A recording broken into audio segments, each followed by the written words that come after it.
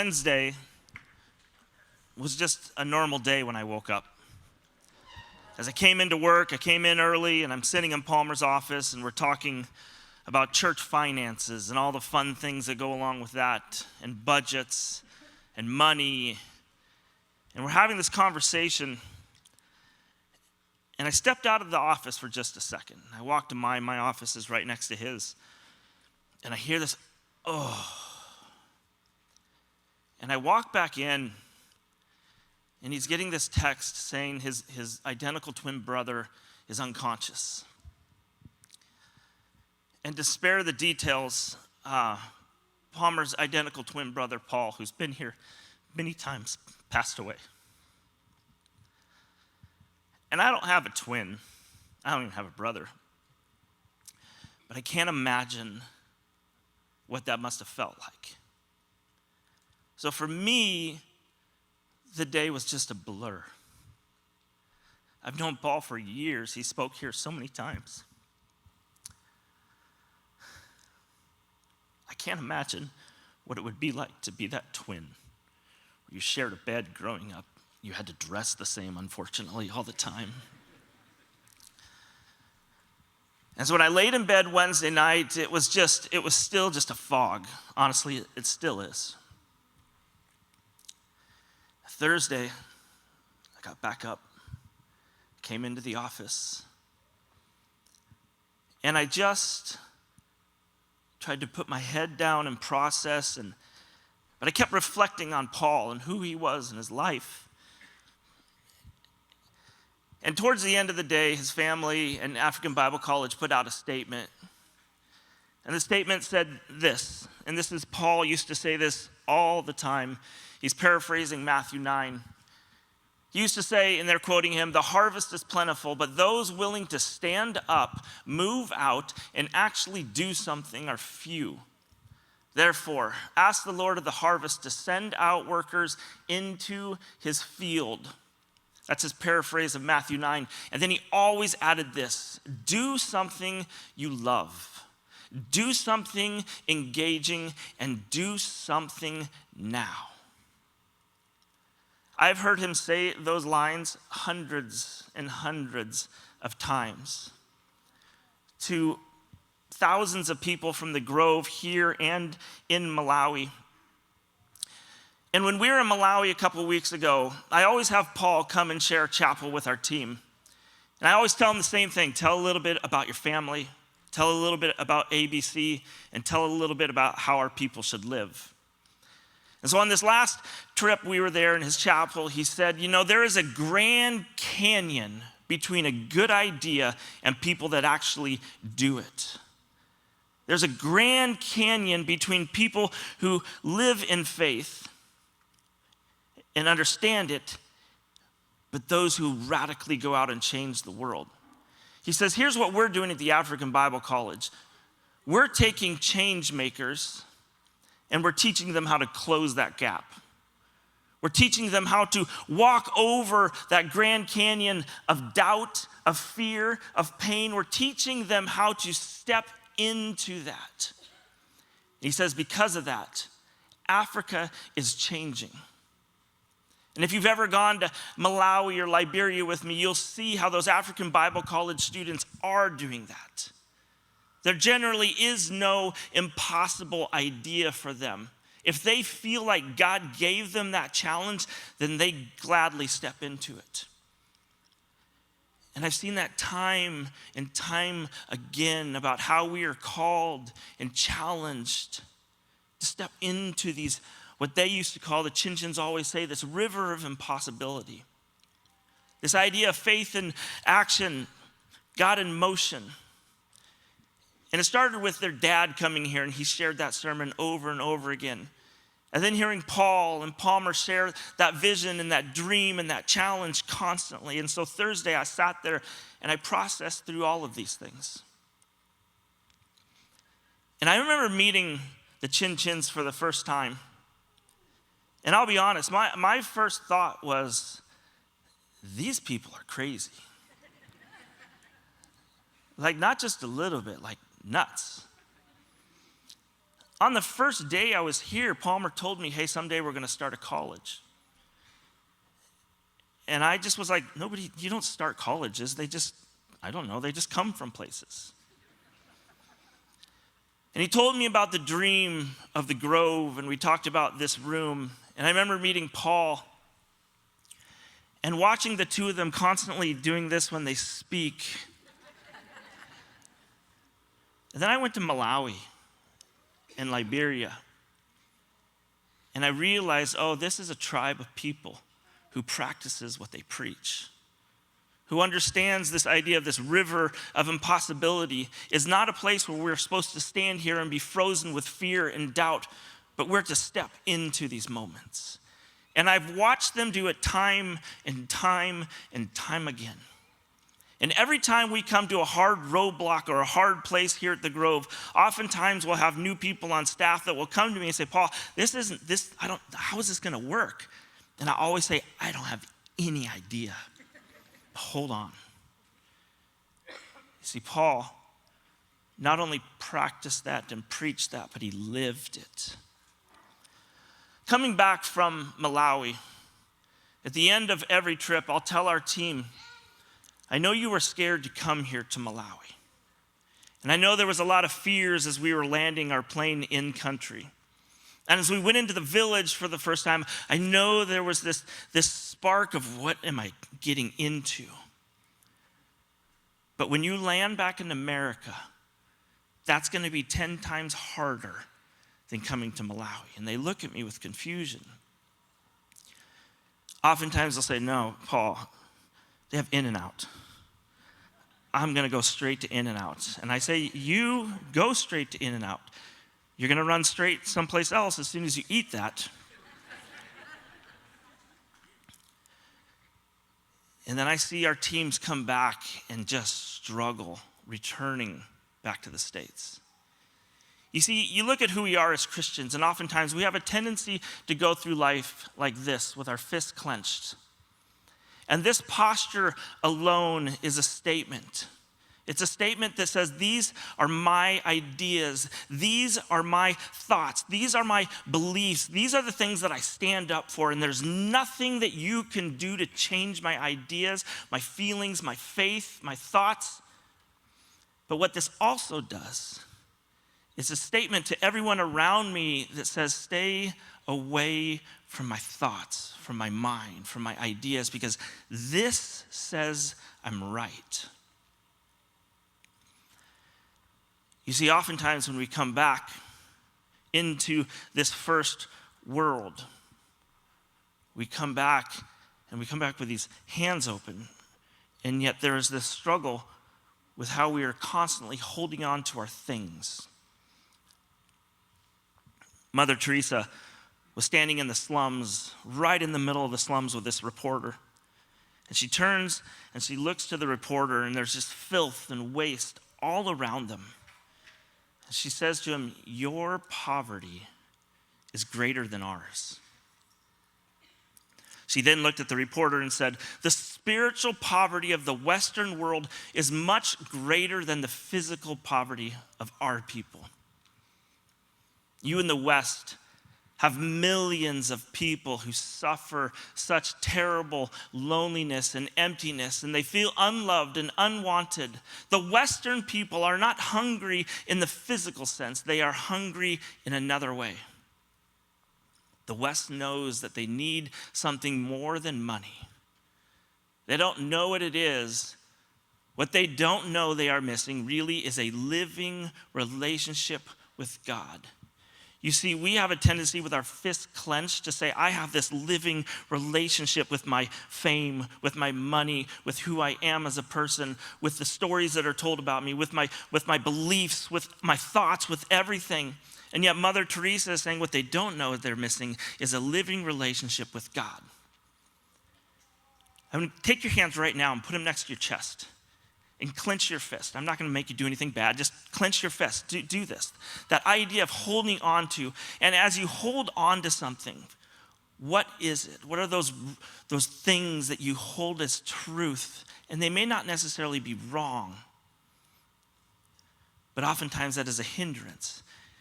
Now take your arms and just place them out. There is something that happens within your soul when you just go from here to here. You see, your view changes, your posture changes. What I know about Paul and the way that he lived is he was an incredibly strong man with unbelievable morals and incredible drive, and yet he walked around with his hands out. It says in Proverbs chapter 11, it says, "The one who blesses others is abundantly blessed. Those who are help others are helped. The one who seeks good finds delight, and the student of evil becomes evil. A life devoted to things is a dead life, a stump. A God-shaped life is a flourishing tree." You see, when you put your hands out, as you look at your hands when they're placed out, these are the things that we hold on to. But when you leave this life, these are the things that you leave with. And it's just your stories. It's just your reputation. It's just the impact that you've had on the other people around you. And so often in our Western world, we feel like we have to live because we're going to die with these things. I will die for this. No, you're going to die with this. And that is what Paul did with his life. I can't tell you the amount of lives of people that he's changed. On July 1st, Paul Chinchin put up a Facebook post, and he shared this video. He shared this video about a man named Gret Glyer. Gret has been here for years. He was the founder of an organization called Donor C. I met him when he was just a young college student. He's actually teaching at ABC. And in Malawi, his life was radically changed. And he tells a bit of a story of why he went to Malawi and what he did with his life. We're all searching to be part of something meaningful and to have purpose in our lives. And I was in a place where I had none of those things. I was working at a rental car company, and I felt like if I really apply myself and I work really hard for the next 20 years, I will be amazing at renting cars, and that was not something that excited me. Because of that, I had this crisis of meaning. What's the purpose of my existence? What's the purpose of existence in the first place? I decided I just have to completely rearrange the path that I'm on, and that's where the opportunity to go to Malawi fell in my lap, and I quit my job, got my shots, and 30 days later I was on a plane to Malawi, Africa, a country I hadn't even heard of 2 months before. When I landed in Malawi, I met a man named Blessings, and Blessings is this incredible, gentle-spirited man who introduced me to his village and his people that he works with, and it was through him that I got to meet the people of Malawi.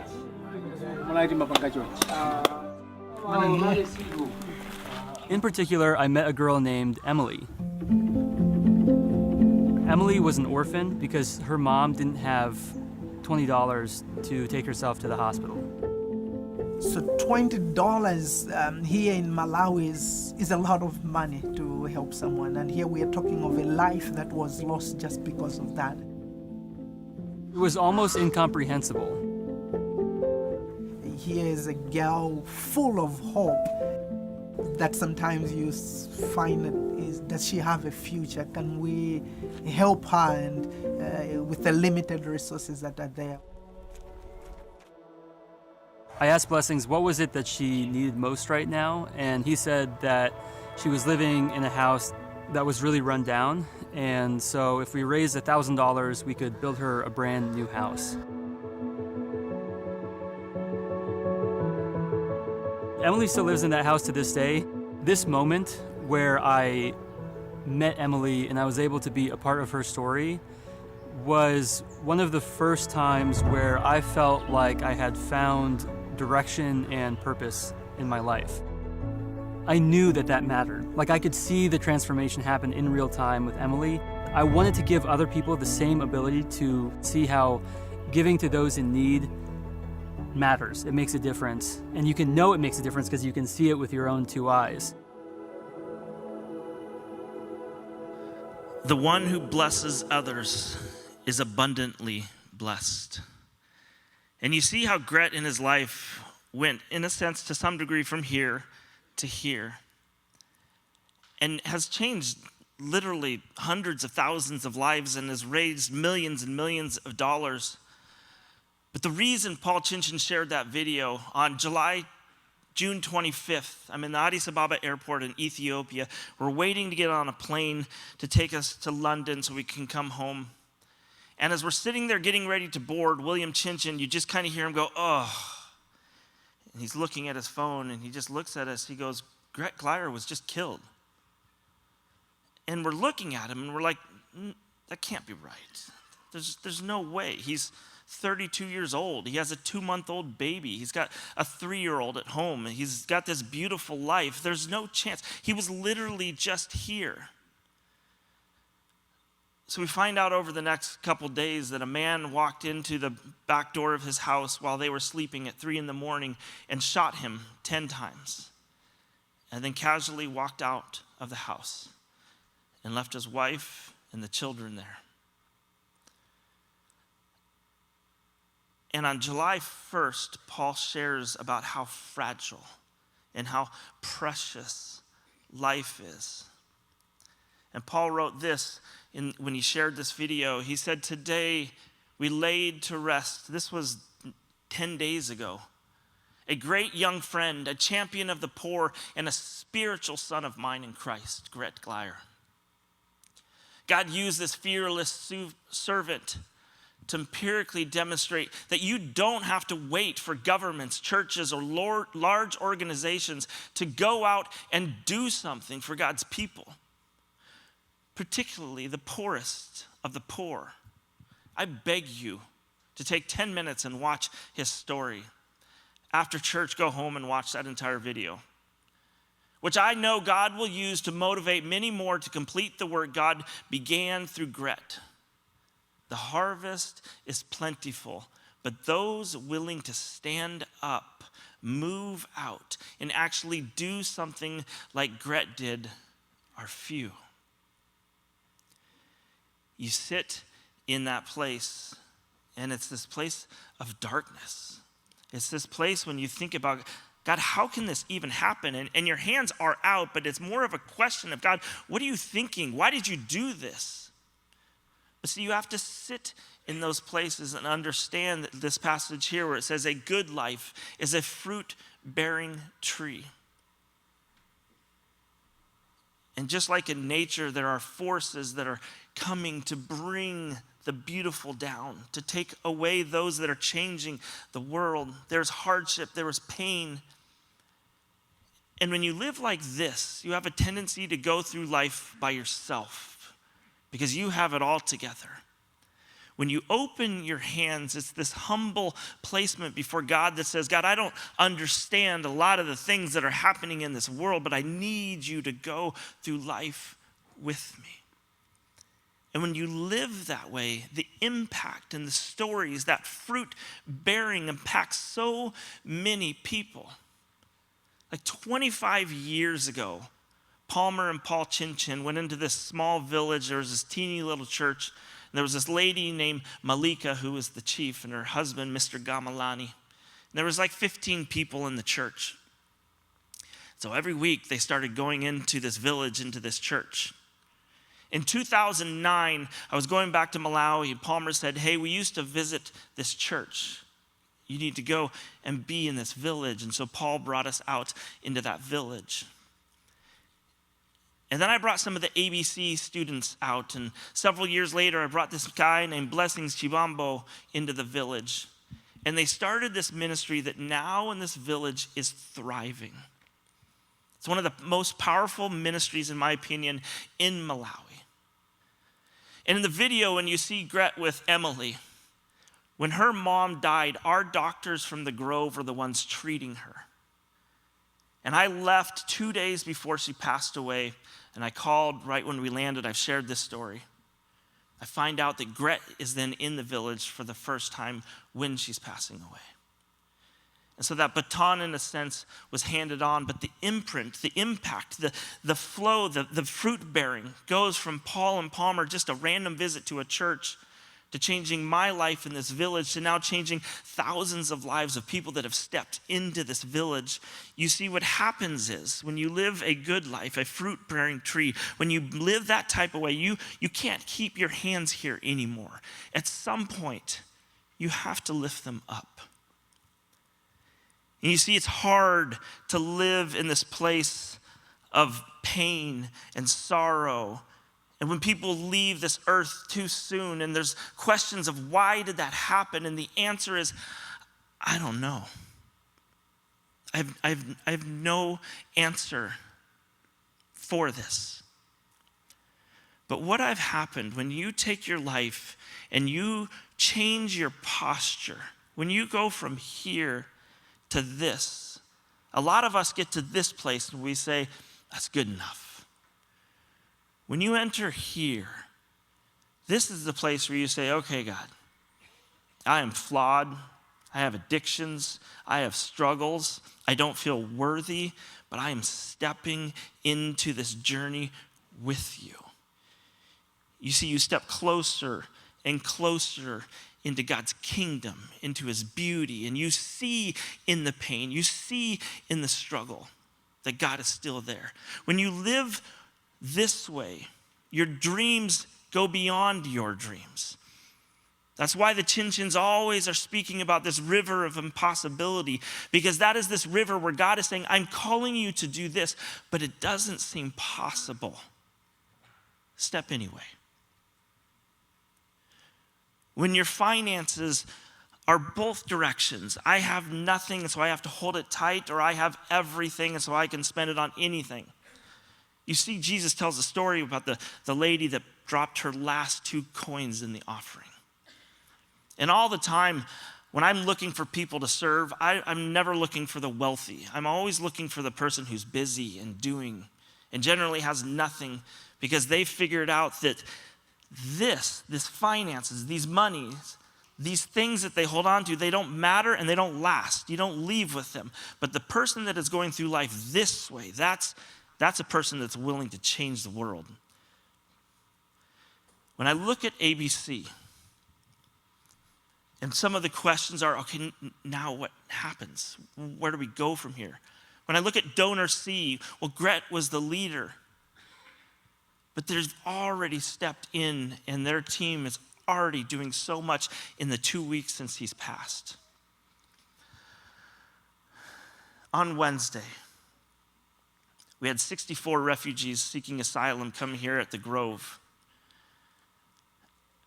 And they were coming literally an hour after I heard that Paul had passed. And so I walked out to our team, and there was a few of them there. We didn't have many volunteers because people don't live in Arizona in July. And I just said to them, I just don't have much today. And I shared what happened with Paul. I said, I need, if you guys can, to take today. And so just so you understand the process, 64 asylum-seeking refugees will come into the gym. We'll feed them, we'll sing with them, we'll pray with them, we'll give them new clothes, we give them showers, and in that whole time, there are teams that are calling their families all around the United States, and then people from the Grove come in, pick them up, take them to the airport, and drop them off, and send them on their way. And we've never had that done in a day. I came out around 3:30, and they said, we're done. I said, how's that possible? He goes, I don't know, we're done. Everyone went home. We found them. And I'm sitting with this guy named Joe. Joe recently retired. And I've watched him kind of slowly keep stepping deeper into this ministry. And he's got this New York accent. He's like, Paul, I just love this. I just love it all the time. It's just great. And he said at the end of the day, he goes, it just bothers me though. You weren't here, and so everyone just kept calling me pastor. I'm like, yeah, you know exactly how I feel. He goes, but I'm not a pastor. And I said, yeah, I barely am too. But what I've watched with Joe is I've watched him raise his hands and step into this journey that he said, he goes, I never in a million years thought I would be doing this after I retired. You see, Wednesday is oftentimes a day that is filled with pain and sorrow. I texted Annabelle Chinchin, Paul's daughter. It was the day that he passed, and I said, Annabelle, I can't tell you how sorry I am. Your dad was an amazing man. I can only imagine how devastated you and your family are. If you need anything, we're here, we love you. So last night, she texted me back. She says, thank you, Paul. He really loved you so much. All the stories he would share about missions included you. He would always say, Paul Gunther runs killer mission trips. Call him for advice. Here's a guy who's lived all around the world, and he's telling his daughter, call Paul. We are hurting without my dad, and I'm doing my best to be strong and to remember that my dad raised us for this moment. So I texted her back, and I said, be in the sorrow. Sit in the pain. You don't need to be strong in this moment. You see, Wednesday is that day where you sit and you're just still and you're asking God, why is this happening? But Thursday, that next day, it's not our job to forget, but it's our job to begin to step into the legacy of those around us. She texted me this morning, Paul, my dad loved the sponsorship Sunday at the Grove. If people want to continue my dad's legacy, please encourage them to sponsor an African Bible college student and help raise up another. There's a girl who's now already with her hands up. And she says, this is the worst thing I've ever lived through. But if your people want to continue the legacy, have them sponsor one of our students. Because see, there's this Grand Canyon that stands between us and not only a good idea, but us and the faith that can change the world. And the faith that flows through this river of impossibility. The faith that is handed down to us from the great leaders from our past, but also those that are here in our midst today. And there's so many people in this room that are not only here, but are sitting here and have just said, I don't know if I can raise my arms. I'll be honest. Josh and I talked about this beforehand. Oftentimes he says, raise your hands. My instant response is, no, you can't make me. And I've realized that is just a little bit of myself being afraid to give that over to God. You see, Josh is singing this song called Where Heaven Touches Earth. And it just says this. It says, I want to reach out with the hands of my healer. So my life is more than words. I want to be where you're at work, where heaven touches earth. I wish Paul was here. I wish Gret was here. But I guarantee you, they left this earth with their hands up. Life is so fragile and precious. Don't wait to raise your hands.